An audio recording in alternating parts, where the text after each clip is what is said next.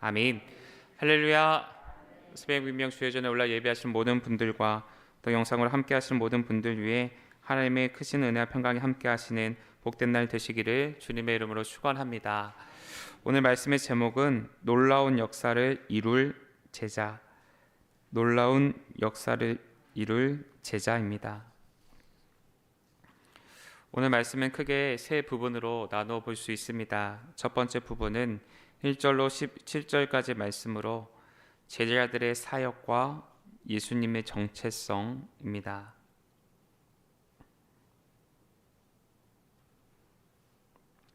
두 번째 부분은 18절로 36절까지 말씀으로 십자가를 향한 여정입니다.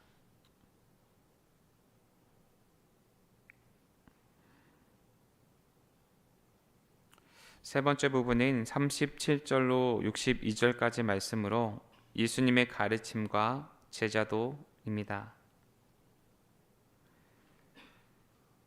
오늘 말씀은 예수님의 사역이 새로운 국면을 맞이하는 장면에 대해서 기록하고 있습니다. 오늘 말씀에서는 제자들의 사역, 예수님의 신분에 관한 계시, 변화산 사건과 제자들의 핵심 원리 등에 대해서 말씀하고 있는 것을 볼 수 있습니다.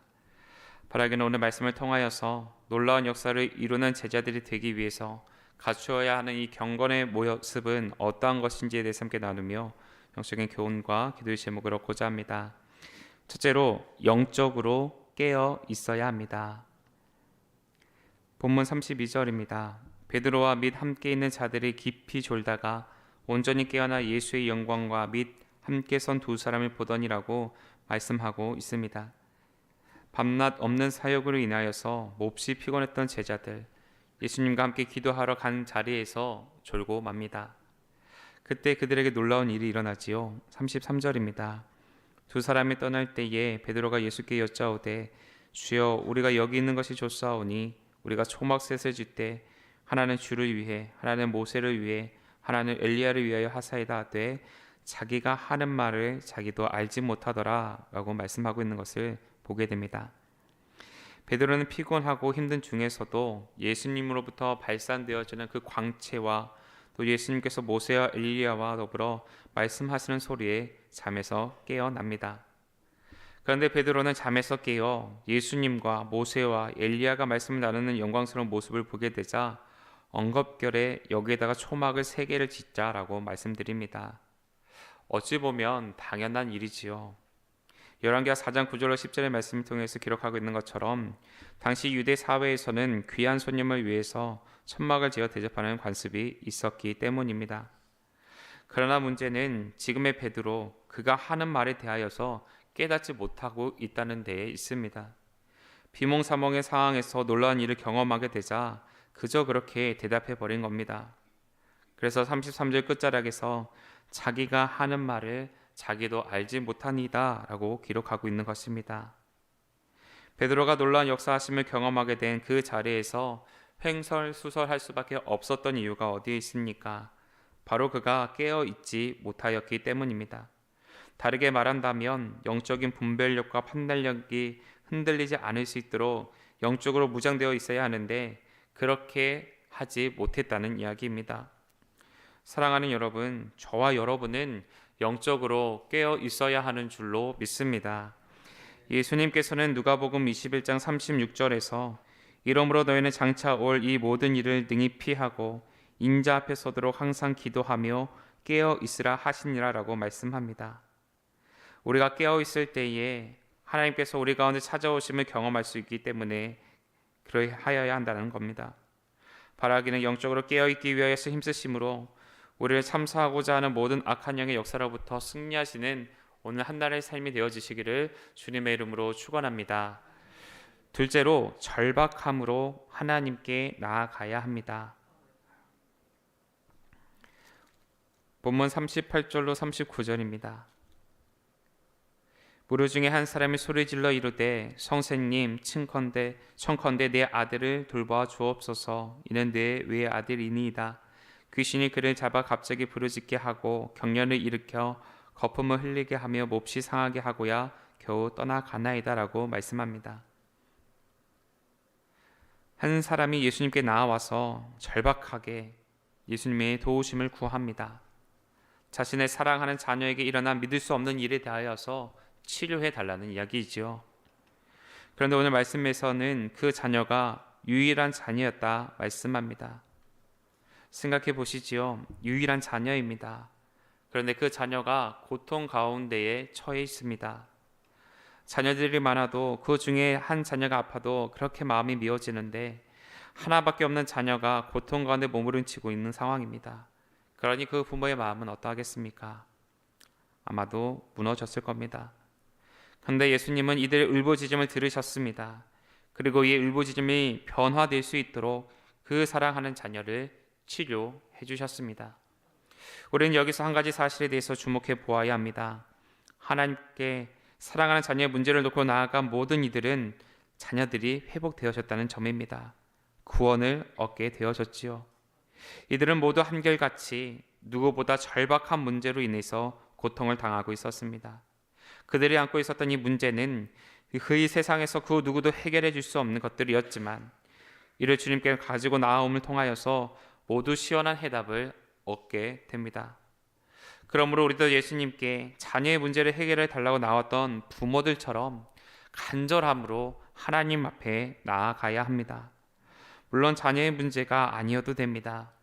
나에게 있어서 가장 심각하고 절박한 문제를 가지고 하나님께 간청하는 마음으로 나아간다면 그 자리는 하나님께서 함께하여 주시는 기도 응답의 역사의 자리로 변화되게 됩니다.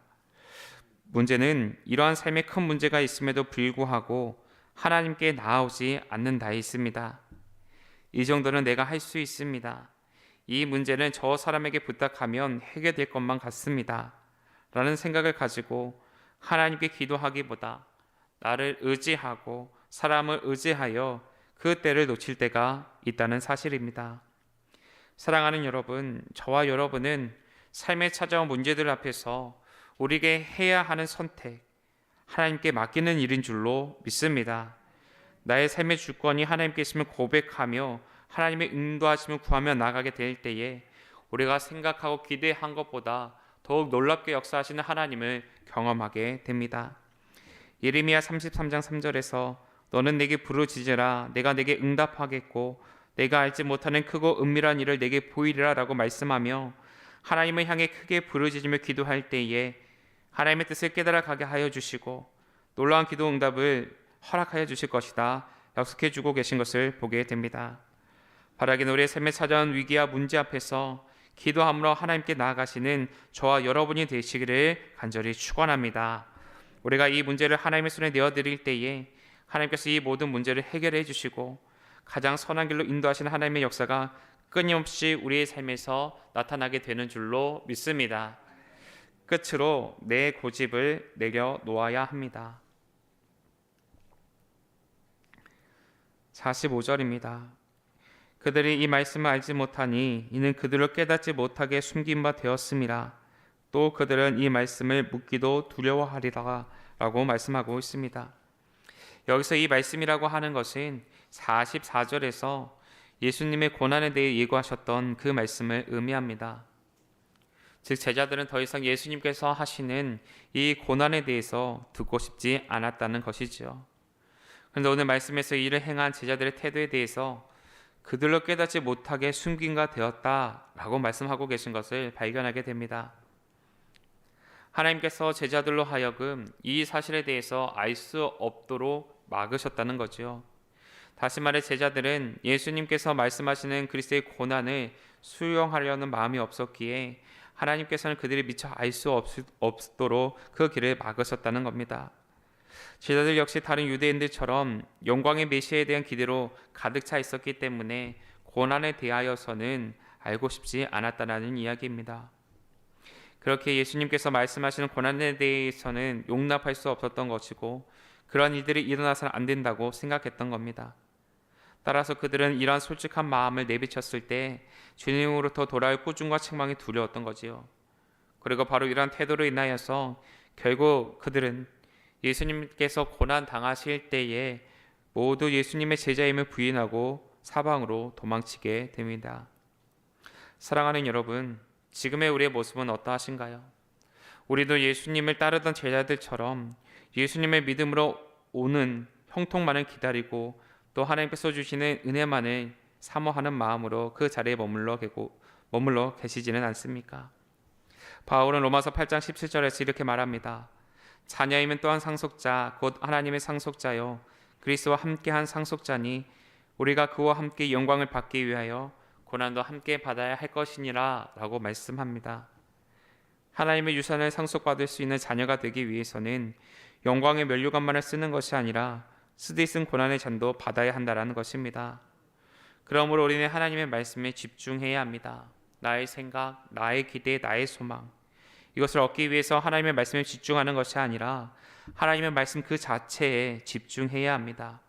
하나님께서 내게 무엇을 원하시는지 하나님께서 지금 내게 무엇을 명령하고 계신지에 집중해야 합니다. 그렇게 하기 위해서 우리에게 필요한 것이 바로 내 자신을 내어놓는 것입니다. 나의 주장을 내어놓아야 합니다. 우리가 이러한 삶을 살아가기로 결단을 내리게 될 때에 하나님께서는 우리에게 가장 큰 축복을 더하여 주실 뿐 아니라 믿음의 결단이 끊임없이 하나님 보시기에 선한 결실로 이어질 수 있도록 도와주실 것입니다. 바라기는 하나님 보시기에 아름다운 믿음의 결단을 올려드리시는 저와 여러분의 삶이 되어지심을 통하여서 하나님의 뜻을 이 땅 가운데 이루어 나아가는 거룩한 백성의 삶을 살아가시게 되기를 다시 한번 주님의 이름으로 축원합니다. 기도하겠습니다. 사랑하는 하나님 감사합니다. 오늘도 저희들에게 귀한 한날의 삶을 허락하여 주시고 주님 전에 나와 예배함을 통하여서 하나님의 뜻을 이 땅 가운데 이룰 수 있는 제자의 삶을 살아갈 수 있도록 깨닫는 은혜를 허락하여 주시니 감사를 드립니다. 늘 영적으로 깨어 기도하는 우리 모두가 되게 하여 주시고 하나님 앞에 나아가게 될 때 절박함을 구할 수 있는 우리 모두가 되게 허락하여 주시사 하나님의 말씀에 따라 온전히 순종하는 삶을 살아나가는 우리 모두가 되어질 수 있도록 변화시켜 주시옵소서. 그로 말미암아 하나님께서 예배해 놓으신 은혜와 평강을 온전히 누리는 삶을 인도함받게 하여 주시며 우리 안에 샘솟는 기쁨이 우리를 이웃한 모든 이들에게 하나님의 복음을 증거케 되어지는 축복의 통로로 쓰임받는 역사 있게 하여 주시옵소서. 이 시간 하나님 앞에 정석과 구별하여 드리는 예물이 있습니다. 어려운 중에서도 하나님께서 내게 베푸시는 은혜에 감사하는 마음으로 드리는 예물이 이곳에 있사오니 이 마음의 중심에 주님 기뻐 받아주시옵고 드리는 손길이 늘 부끄러워지지 아니하는 삶 살아갈 수 있도록 하늘의 신령한 복과 땅의 기름진 복으로 매일의 만나 매출하기를 허락하여 주신 은총으로 나타나게 하여 주시옵소서. 지금도 병성에서 신음하고 있는 사랑하는 환들을 기억하여 주시되 주님께서 친히 안수하여 주시고 치유 회복을 명하여 주시되 특별히 함께하게 하신 의료진들 가운데에 지혜와 명철과 능력을 더하여 주시어서 사랑하는 환우들에게 꼭 필요한 처방만이 내려지게 허락하여 주시고 처방받은 모든 약물들이 효율 있게 허락하여 주시사 하루 속에 병상에서 일어나 하나님의 전에 나와 기쁜 마음을 예배하는 하나님의 자녀가 되어질 수 있도록 도와주시옵소서. 오늘도 하나님 안에서 승리하는 복된 삶 살아가게 하여 주실 줄로 믿고 감사드리며 우리 주 예수 그리스도의 이름으로 기도하옵나이다. 아멘.